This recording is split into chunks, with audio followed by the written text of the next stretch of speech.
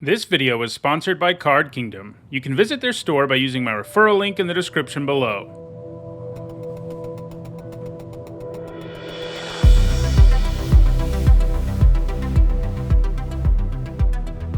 Hi everyone, I'm Neat Sahone, and today is Friday, and that means it's time for the 580th MTG Top 10, the series where I rank cards based on their historical performance at Magic's highest level of competition. Today, we're going to take a look at effects that can double your mana. Obviously, doubling your mana is an incredibly powerful thing, as it allows you to power out more powerful spells ahead of schedule. This effect, of course, shows up the most in green, though every color, with the exception of white, of course, has access to this type of effect. To be eligible for this video, a card needed to allow a source of mana to produce additional mana. Before we get started, here's a quick reminder on how I score cards in these videos.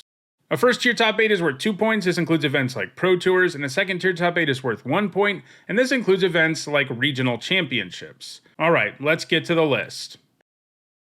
At number 10, it is Leyline of Abundance. This 4-mana enchantment makes your creatures who tap for mana tap for an additional mana, and if you have a bunch of mana to sink into it, the Leyline is also able to put a +1/+1 counter on all of your creatures. Like all Leylines, you can begin the game with it on the battlefield if it's in your opening hand. This card didn't see any play in Standard, but it became a huge problem in the early days of Pioneer. That format featured mana elves as well as Nykthos Shrine to Nyx, and those, combined with a free Leyline or Leylines on the battlefield, allowed for absolutely absurd amounts of mana to be produced in the very early game. This resulted in the Leyline getting banned out of Pioneer. It has seen a bit of play in both Historic and Modern, though it doesn't have any top 8s in those formats yet. So right now, the fact it's banned in Pioneer may mean that it doesn't gain any points in the future. At number 9, it is KINNAN, Bonder Prodigy. It's a 2-mana 2/2 that makes your non-land permanents that produce mana produce an additional mana. This means it makes things like creatures and artifacts that tap for mana produce 1 more mana, and it comes with a built-in mana sink that lets you put a non-human creature card from the top 5 of your library directly on the battlefield. While it didn't see play in Standard, it has seen multi-format success, showing up in Pioneer, Historic, and Modern. In all 3 formats, it's been played alongside Emry, Lurker of the Lock. In Pioneer and Historic, the 2 are played with Paradox Engine. If you sacrifice something like Golden Egg for mana, you end up getting back 1 mana, and if you have any other additional sources of mana, you can use Emry to cast the egg from your graveyard, which untaps all of your non-land permanents, so you can just keep casting it from the graveyard to draw all of your cards, which also eventually results in you producing a ton of mana. In Modern, it's been played alongside Urza Lord High Artificer to produce lots of mana. While Kinnan's only got 4 points right now, the big mana combo potential of the card does mean that it always has a chance at seeing play in any of these formats. At number 8, it is Overabundance. This 3-mana enchantment is symmetrical, and makes it so both players gain an extra mana when they tap a land for mana, and they also take 1 damage. It gained all of its points in Invasion Block Constructed, where it was a sideboard card utilized by red-green aggro decks. It could be brought in as a way to simultaneously make the opponent take more damage, and enable you to actually cast your Urza's Rages with Kicker, which was a great thing to do against the format's control decks. Because this was also the era of mana burn, Overabundance often ended up doing even more damage than you'd expect today. However, it doesn't have any points since 2001. At number 7, it is Mirari's Wake. This mana doubler comes with an Anthem effect attached to it, which is a nice deal for 5 mana. It was the key card in a format-defining deck of the Standard of 2003. This was generally a Bant control deck that eventually won the game with a cycled Decree of Justice. The 2 of these were a nasty combination, because the Decree loved it when you produced a boatload of mana to make more soldiers, and it was awesome that all those soldiers would also be 2/2s with Mirari's Wake in play. You can cycle at instant speed, and it's also difficult to interact with because it isn't the same as casting a spell. So this made it a very powerful strategy in Standard at the time. It hasn't gained any points since 2003, but it definitely had its moment in the sun back then. At number 6, it is Heartbeat of Spring. This 3-mana enchantment is symmetrical, allowing both players to produce an additional mana when they tap a land for mana. This was played in Block Standard and Extended between 2005 and 2006. In Block Constructed, the Heartbeat allowed for some pretty silly decks, including one that could actually cast Sway of the Stars. You could use the Heartbeat to float a bunch of mana, cast Sway, and then use your mana advantage to pull way ahead on board after it resolved. In Standard and Extended, it was used in powerful combo decks. In both both formats, it was combined with Early Harvest to produce silly amounts of mana. In Standard, the main win condition was Maga, Betrayer to Mortals, and in Extended, Early Harvest and Heartbeat were at the core of a Storm deck that eventually won the game with Brain Freeze. With all that mana, the deck could just keep drawing cards and casting spells until the freeze was enough to mill the opponent's entire library. Heartbeat of Spring doesn't have any points though since 2006.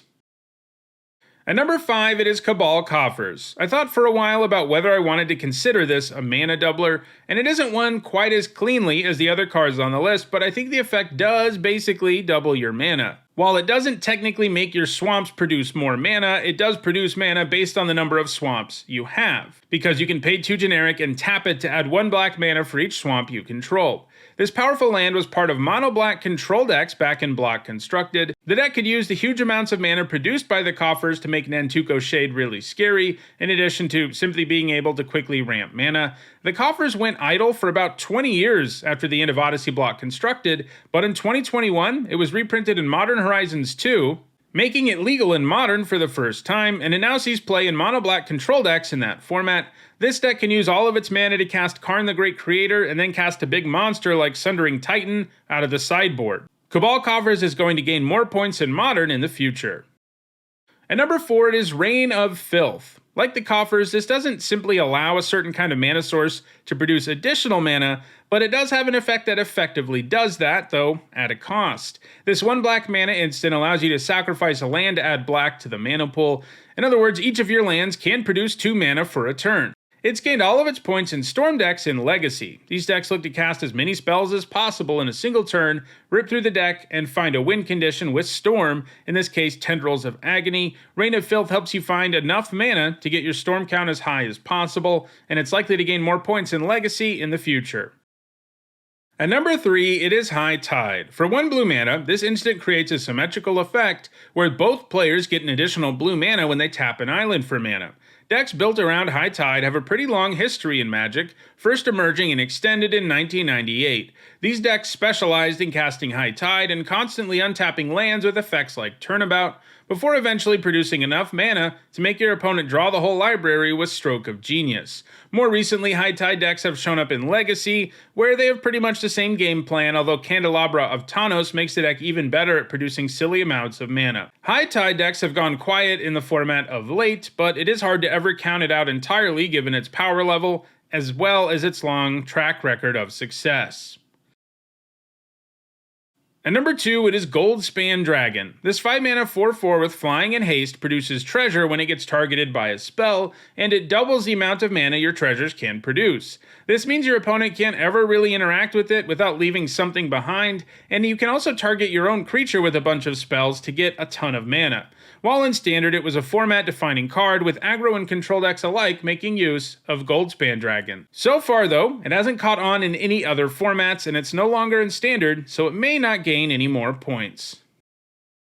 And at number 1, it is Nissa, who shakes the world. She makes it on this list as a result of her static ability, which allows you to double the amount of mana your forests produce. She also has a +1 that puts 3 +1/+1 counters on a land and untaps it, while giving it both vigilance and haste. Her ability to multiply mana, combined with her land animation effect, is pretty nasty. Because the lands have vigilance, you can actually attack with them and then use them to produce 2 green mana, provided the land you animated is a forest. Her ultimate then makes sure you have all the mana ever, at which point it's hard to lose, especially because all of your lands that have become creatures get indestructible. And really, if you just stick Nissa in play at all and untap it, is pretty hard to lose. She's been a key card in Standard, Pioneer, and Historic ramp decks where she can be used to power out huge Hydroid Grassuses and Flying Shark tokens.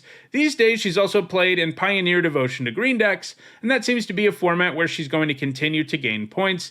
Right now, it looks pretty unlikely that any other mana multiplying card will overtake her. So, those are the top 10 cards that double your mana in Magic. If you're interested in doubling your mana, check out the description, where you can find a direct Card Kingdom link for each card that appeared in the video. If you want to make sure you catch future videos, don't forget to subscribe and turn on notifications. If you enjoyed this video, don't forget to like it and share it. And if you want to catch up on past videos, including 579 other MTG Top 10s, you should see the playlists on your screen shortly. Thanks for watching.